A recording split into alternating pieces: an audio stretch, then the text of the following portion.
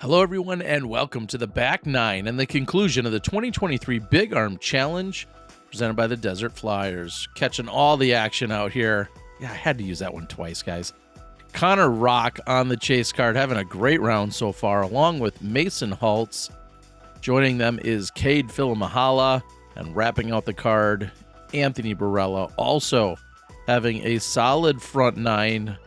Just one major hiccup in the front, but Connor right there along with AB certainly making a charge to be contenders for the champion of this tournament. Right there on pace with what we're seeing from the lead card. Lead card not exactly shredding at the moment as we head to the easiest hole in the tournament. I know it's 1,026 feet, however, it's a par 5. Relatively open and finishes up on this right-hand side, just short of the road. And someone like Connor licking his chops. See a big dust explosion up there. That doesn't have time to work itself back, but he is inbounds.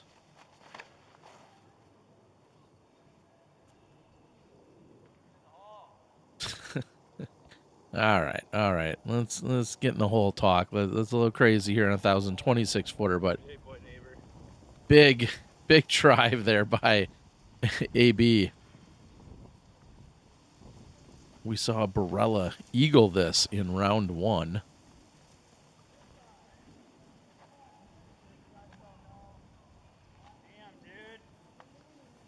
Mason not quite getting over on it enough.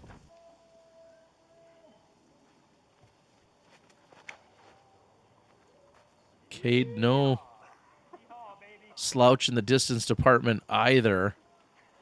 That's going to push off to this left side. Maybe a little too much stability, but not exactly a bad place. The more left you are, the more open it is. That's the one big advantage, although we're seeing quite a pathway here for Connor. And big drive for him. You're just staying away from the out-of-bounds line, a few of the trees. It's less of a tunnel shot when you're off on this left side. Kind of just one or two trees to beat.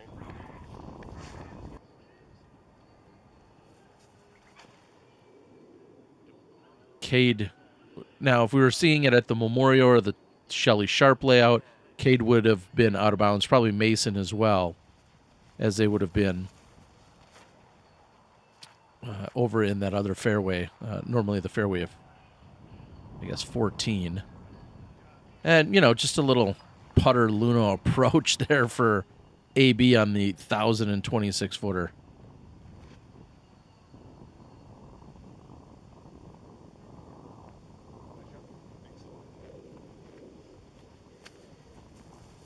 Simple approach for Kade.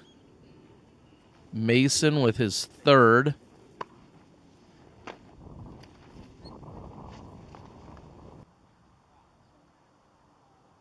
Kade from short range, and that slips out on him. Not exactly the day I would have expected from him.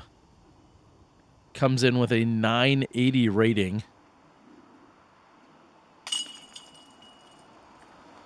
Easy birdie for Connor. AB steps up. A tap-in eagle. Making very light work of the easiest hole on the course. So it means AB went 4 under on hole 10 for the weekend.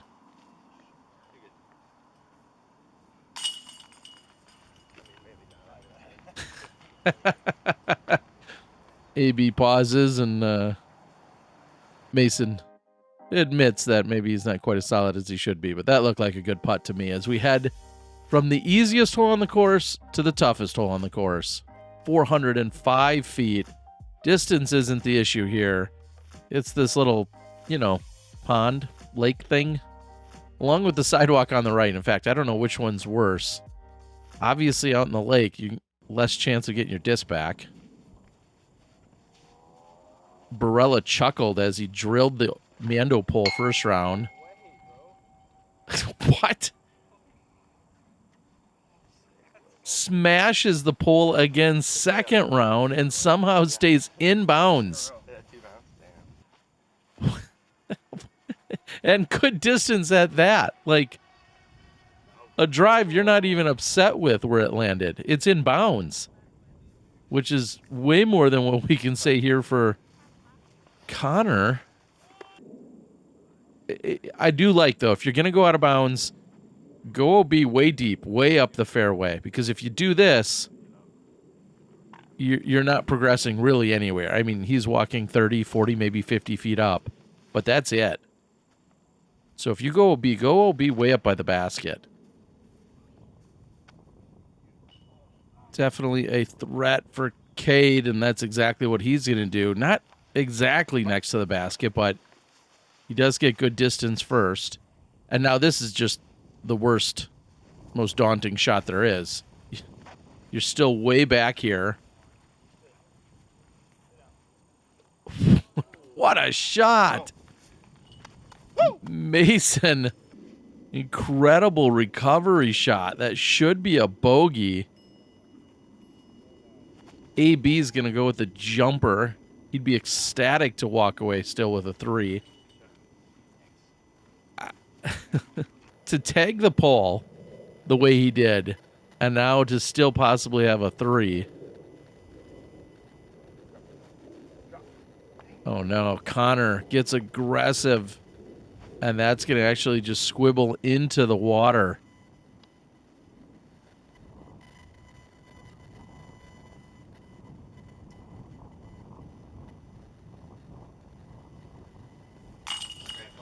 Solid. What a par save. Man, some heroics here on the most difficult hole on the course.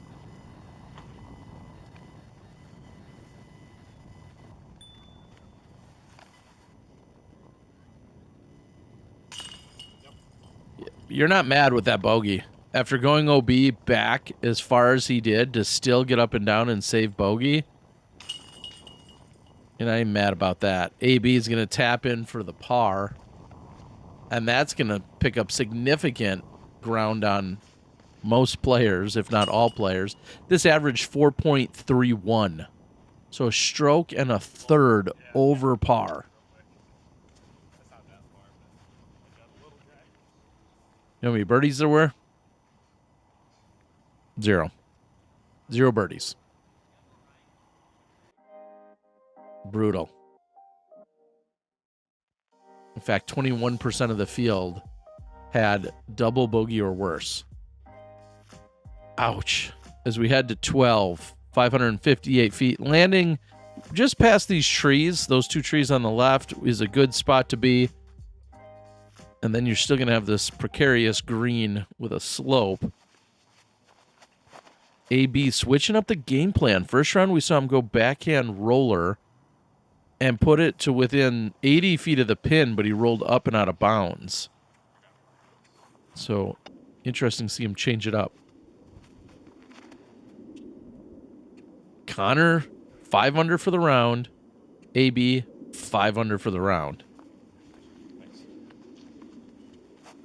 Remember, hot score during round 1 was a 6 under.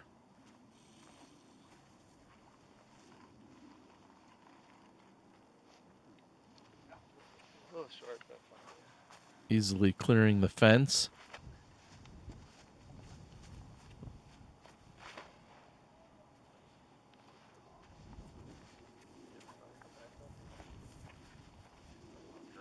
Plenty of smooth coming out of Connor.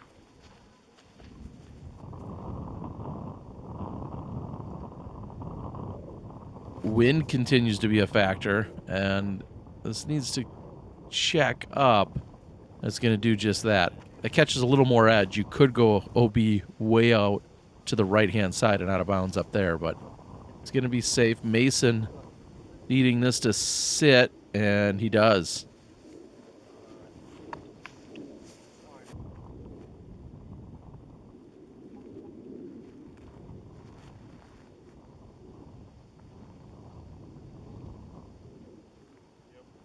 Solid approach by Connor.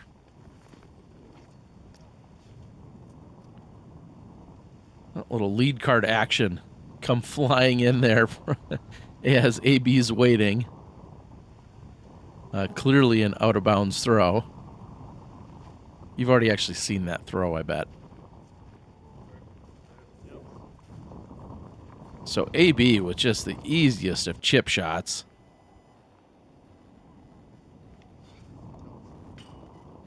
Oh, and dangerous as Mason grabs metal. He's lucky that didn't pop up and somehow roll down the hill and find the out of bounds.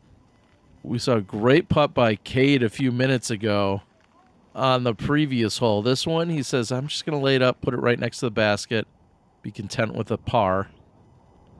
Good putt, Connor. Connor's in for the birdie. He's back to 6 under on the round.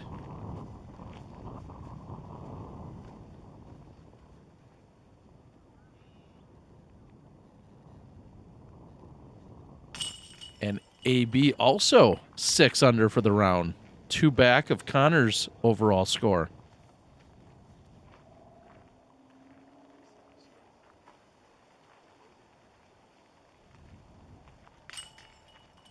A little tentative there.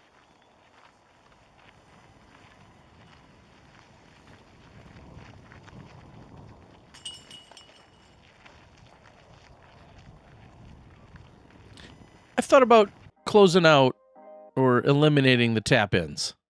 You guys have a strong opinion on that? Like to not show the 10 or 12 footers that go in to close out a hole? That's just a thought. You could put that in the comments if you need to see those. I mean, obviously, I worry that if I say, well, only if someone misses, well, then when you're seeing it, you know they're going to miss, but I don't know if they're necessary. I don't know if you guys care. AB. Well, all right. Parking the normal hole there that would typically be hole number 8 in most layouts. That's not where they're playing to, though. However, if you land there, it's a pretty routine up and down to save the par. I don't think you want to get too aggressive here. Hole 13 is the 6th most difficult hole on the course. I know there's plenty of birdies that you can go out there. You can go after the birdie, as that comes up short and out of bounds, but it's so easy to take a big number here.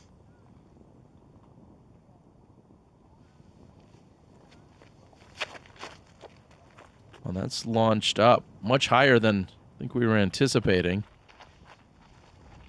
Wow. And when it's all said and done, it's going to be way over by the pin.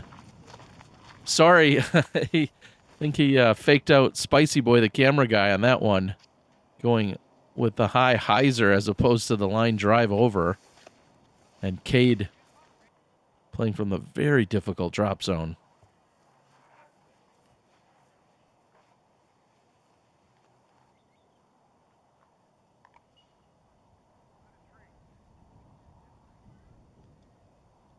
This one can really cause trouble because you get aggressive with it. Very easy to hit and roll either into the water or even to the right and go out of bounds.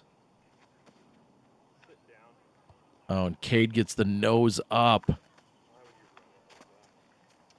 And you hear him say, why would you run it like that?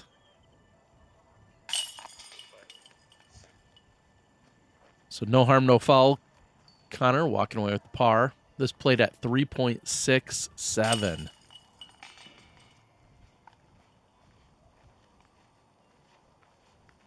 And you see the pink one there by Mason. What a drive. I think it drew metal. And he is underneath, well, just about underneath the basket.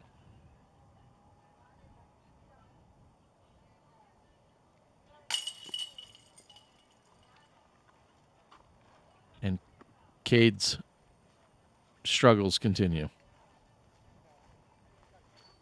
All he's thinking probably is, oh, why are you covering the chase card? What are you doing out here? I don't care about your bonus footage. Nobody wants to see me take a big number there. But Mason's thinking, man, we got my highlight on film, sort of. Big shout out to all of those sponsors and supporters, as this coverage brought to us by not only the Desert Flyers, but also all of those sponsors, along with my Patreon subscribers, and then friends like Dan and Robin over at First Light. So many incredible people helping me out in Arizona.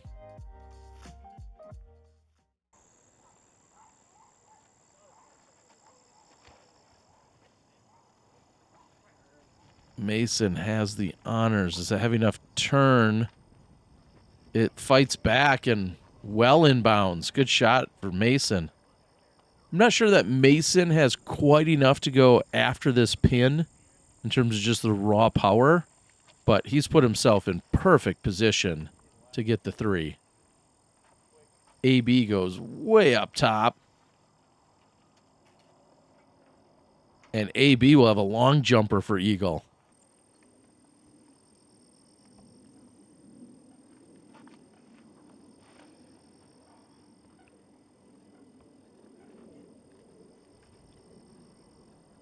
He gets caught up for Connor.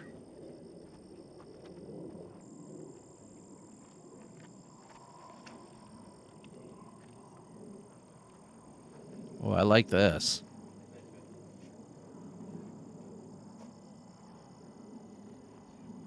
Well, similar territory to Barela. So, long putt, middle or deep circle 2.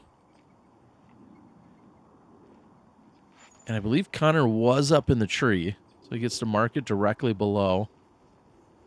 And a very controlled shot. Setting himself up for birdie.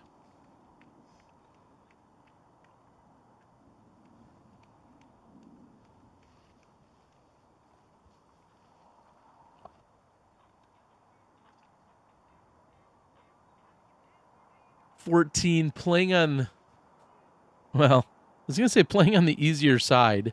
We always talk about this being essentially the most difficult of par 3s, and it's considered a par 4 for this tournament. However, even as a par 4, it's still averaging 3.83, so just barely under par on average.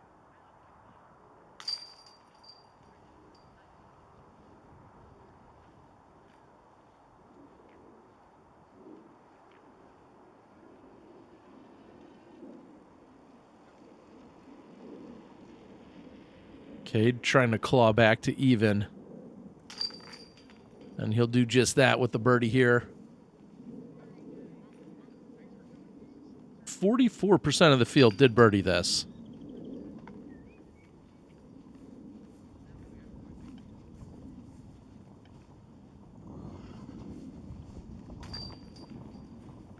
I'm going to star frame here on the lead card.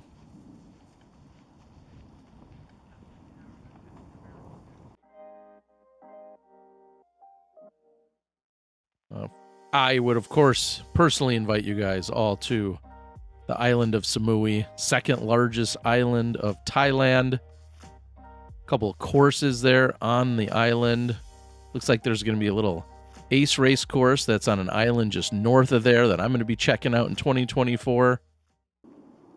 And then also be watching some of the action and covering it up in Chiang Mai, second largest city in Thailand, up on the mainland. So that's all going to be part of early 2024 coverage. Coming to you from the Disc Golf Guy channel. AB again with the overhand. Exactly what we saw in round 1. On a dime. Pretty much exactly what he was looking for. Doesn't want to throw it too far and wants to throw it almost to an exact position.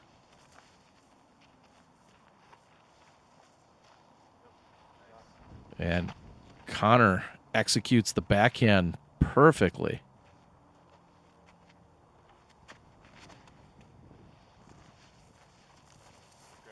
Backhands, forehands, overhands, all off the tee here of hole 15. You gotta love the variety.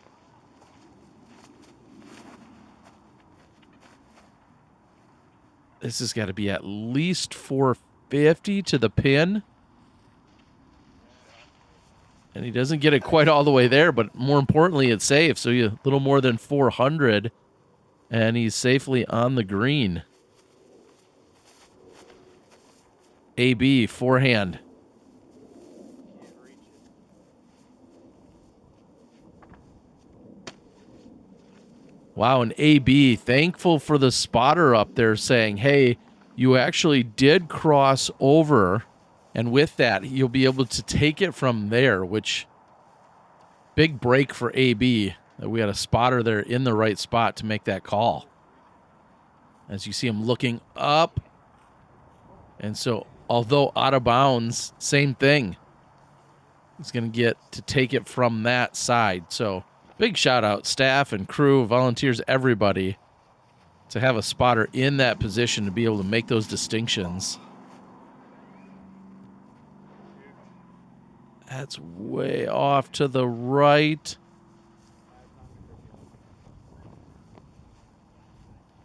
And out of bounds, so Connor now is going to overcompensate. No. It's the green flag.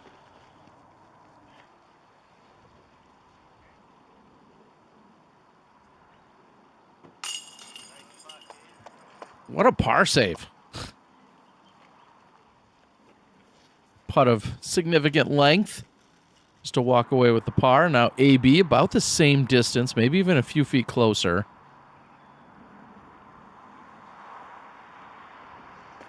Launches it up and over. That doesn't draw any metal. Almost just as much on the comebacker. And he wastes no time with it. So maybe a frustrated Barela.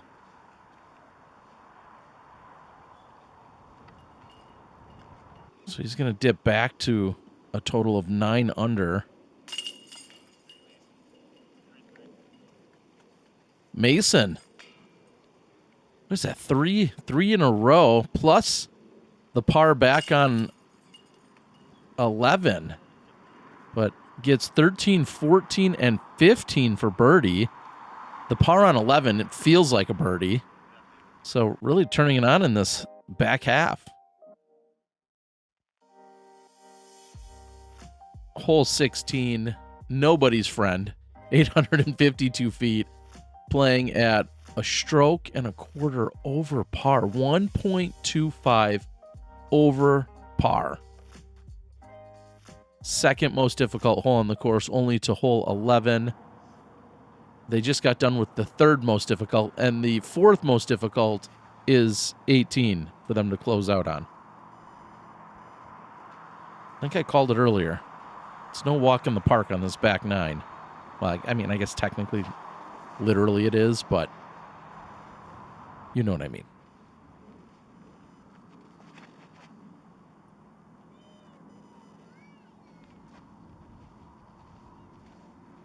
Kade will push to that left side.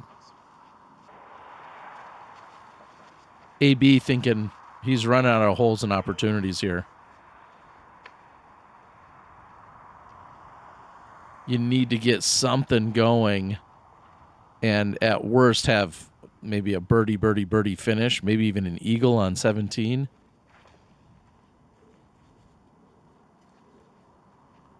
Traditional high sweeping hyzer found here on 16. No problems for Connor.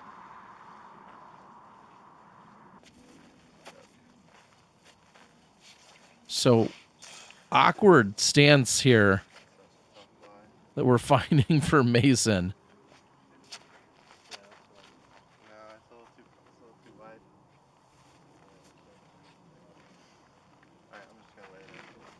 Plus, if I try to do something crazy, I'll probably fuck it up. Mason says he's probably just going to lay things up because if he gets too crazy, it might not go well for him.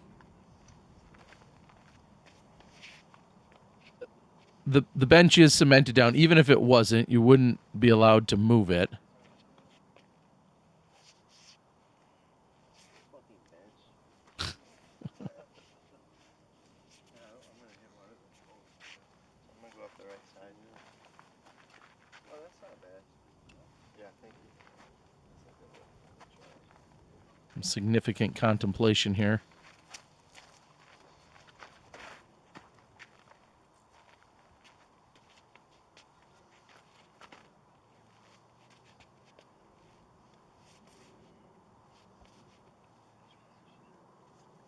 It looks as if it's even maybe a little bit okay, it's a little bit slick.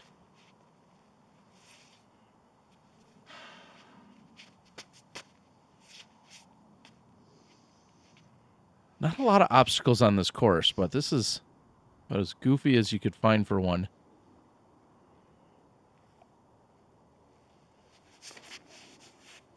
Go through. Yeah, and I know there's always a conversation. I'm usually one helping drive that bus, actually, as to a 30-second rule. I don't know if there was people that he ultimately was waiting on up the fairway or not. If not, he definitely was pushing the 30 seconds. But then I think the main consideration people say is like when somebody has a once-in-a-round scenario where things are really awkward, they don't seem to mind if 30 seconds gets exceeded. That's where I personally, I don't mind the idea of some form of a couple of extensions that could possibly be granted. I don't know what all sports offer extensions. I think billiards does. Pretty sure tennis does of some kind. I think golf does. Maybe. Maybe not. Either way, I'm a big fan of the 30-second rule, and I'd also be a big fan, though, of like 1 or 2 times per round when a player can call for an extension of that 30 seconds because they're in such a precarious place. I guess that's the thought I'm trying to spit out here. I don't know if you guys agree with that. Again, if there were people up the fairway that he was waiting on anyway and couldn't be throwing, then none of that would apply. I'm not suggesting that I know for sure. As we see, AB, again, had to get something going, so he's going after that putt, but he needs to draw some metal or put it in, and unfortunately, he's going to tack another one onto the scorecard. Mason short with that effort. I mean, I think what he just saw from AB possibly made him a little gun shy.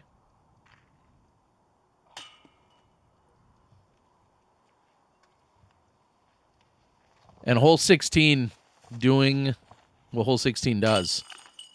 Offering up big scores. The triple bogey by Barela. I don't know how many times you guys can say, yeah, I've seen Anthony Barela take 2 triple bogeys in a single round, but that's what's happening out here at the Big Arm Challenge. At least you're during round 2.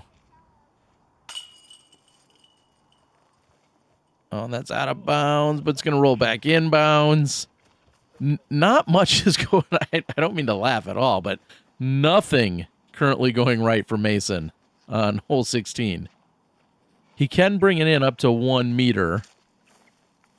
Yeah, he could give himself an extra foot or two. I don't know that he's too concerned about it, but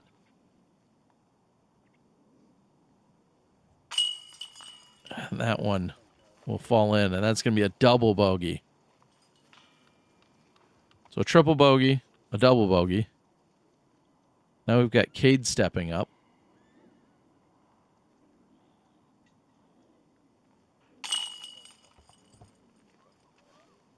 Damn, it feels good to be a gangster. Walking away with a par. Kade picking up strokes on the card. So a triple, a double, a single, and a par. Damn you, hole 16. We head over to 17.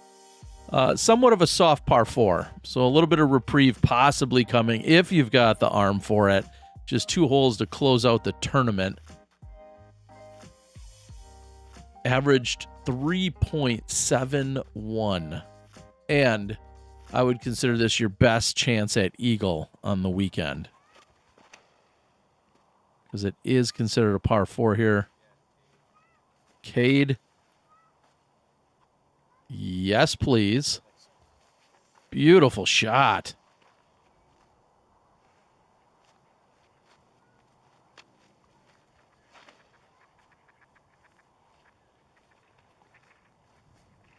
Connor off to the right. All right, so we've got Idio shoes. I've talked about those throughout the weekend. Supporter of the channel and of the event. So make sure you like, share, and subscribe, and then leave a comment. If you want to leave a comment about Idio shoes, that's great. Or maybe what I was just rambling through on the previous hole, do you like the idea of 30 seconds? Do you like the idea of a 45-second timer? Do you wish they were completely eliminated? There's a lot of options and conversations on the table, and I know it would provide for a little bit more challenge overall, but I love the idea of 30 seconds and then a certain amount of granted extensions. I don't know what that amount is. Is it 2? Is it 1? Is it 3? It's not 18. I know that much. AB, Eagle look.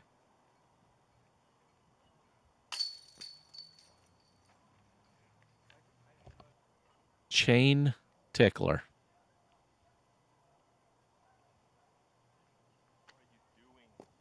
What are you doing? Oh, Kade. Man, I thought he was closer with the tee shot. Now, as much of a comebacker as he just had for Eagle and then not drawing medals. So some struggles here on 17. Looking at turning that Eagle into a par. I don't think we ever came up with a name for it, but Peagle? Is that could that be it? Or Pargle?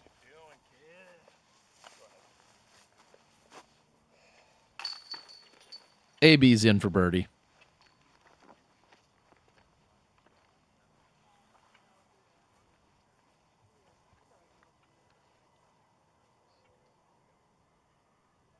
All right. It's still actually a little work for the par. I don't want to count it too far ahead. I think you'll see a number of these guys come Memorial in 2024, probably Maricopa Open in 2024, probably the Shelly Sharp in 2024. There's the straight up Eagle for Mason. Man, he brought his whole fan club along too. Jeez. Loving it. One hole left to play. As we take a look at our friends at Ideo Sports and some of the beautiful color options and shoes that they have been coming out with. Make sure you find them online. I think I'm going to have to talk to them. Maybe we need a discount code. In case you don't win them, maybe we could come up with a discount code of sorts so that if you're watching my channel and you want to take advantage of it, yeah, I'll look into that in the future. No promises this weekend. Maybe you just win a free pair. Big shout out to Ricky Wysocki, who not only was on first round coverage and helping me out with commentary, but also put me up for the weekend and assured that we had a good time out at his place. Here we are on 18, 825 feet. They ultimately moved this one. Instead of finishing off to the right, it's actually about 100 feet straight left of that position. Curtis Van Slyke, super excited to go get some drone previews, and then they made a few alterations just before their event. That's way off on the left side. That looks OB.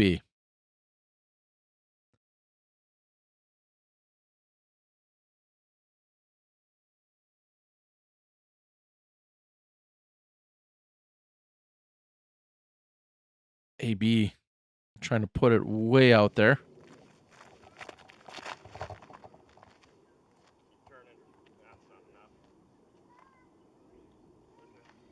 It's going to clear the tree, but that sometimes can bring that sidewalk into play, and you saw it just kind of roll at the very end. Looks like it's going to be in bounds.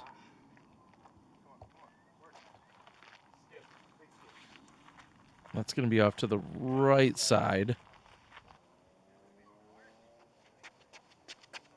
Mason with his third. Kidding me, dude. Oh, no. Early tree. And kick straight out of bounds.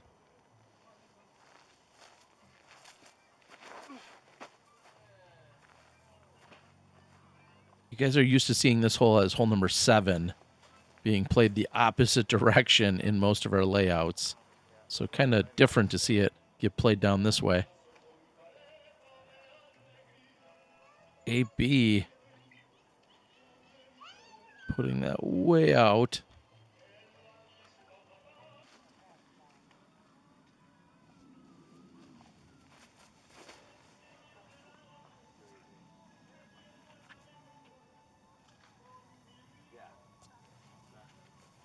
That'll be short for Kade. Have a long look possibly for the birdie.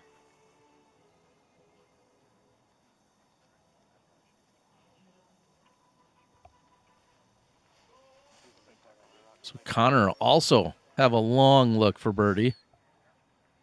So we're going to start to close things out.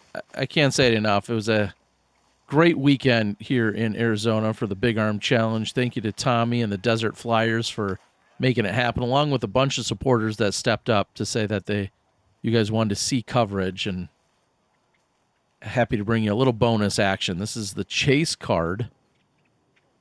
And man, what a bunch of great shots that we saw as Connor closes out with a huge birdie. Love to know if you guys like the idea of the chase card, even if it was single camera and a little tough to follow at a few spots. As AB. Oh, that's just nasty. That's not fair.